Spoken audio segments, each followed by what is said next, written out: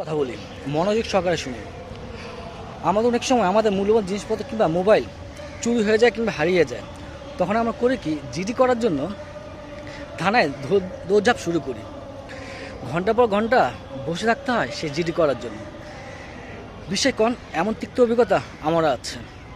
কিন্তু মজার কথা হচ্ছে, এই জিডি করার জন্য থানায় আপনাকে যাওয়াই লাগবে না, বাসায় বসেই আপনি জিডি করতে পারবেন।